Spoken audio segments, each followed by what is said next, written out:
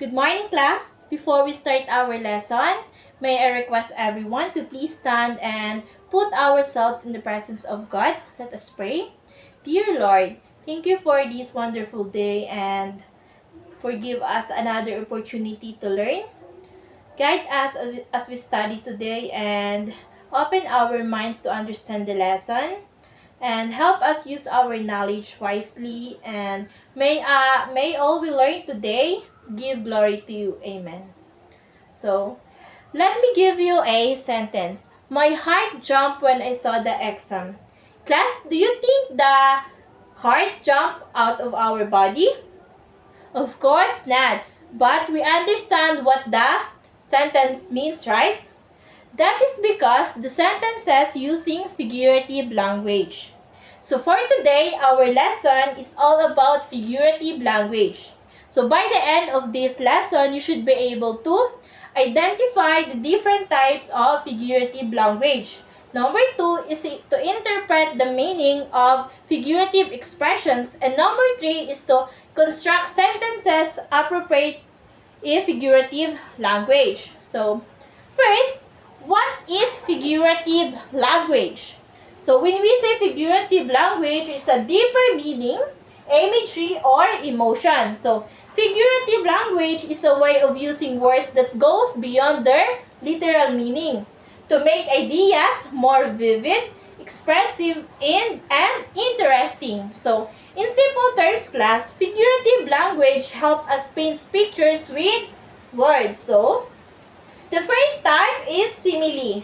When we say simile, it compares two things using like or as. For example, her smile was like the sun. So, in this sentence, the smile is being compared to the sun using like.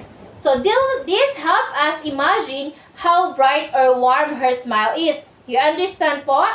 And next is metaphor. When we say metaphor, it compares two things directly.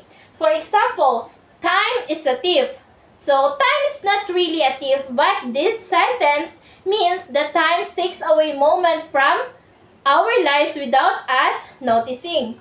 And the third is personification. When we say personification, it gives human qualities to non-human things. For example, the wind whispered through the trees.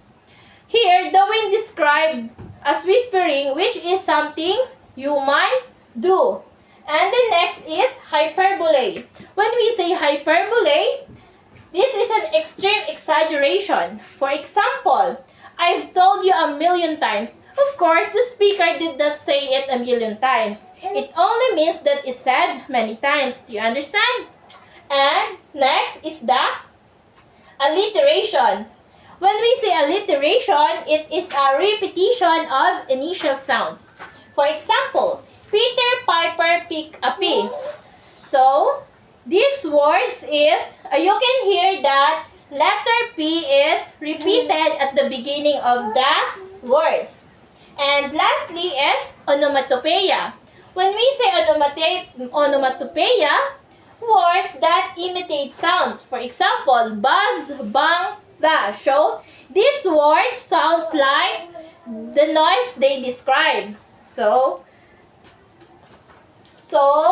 figurative language, class, is makes our sentences more interesting, creative, and expressive. Instead of saying things plainly, we use figurative language to help readers imagine and feel what we are describing. So, do you understand our lesson about figurative language? Yes. Yes? Of course. So, again, what is figurative language? Yes, figurative language is using words that goes beyond their literal meaning, more vivid, expressive, and interesting.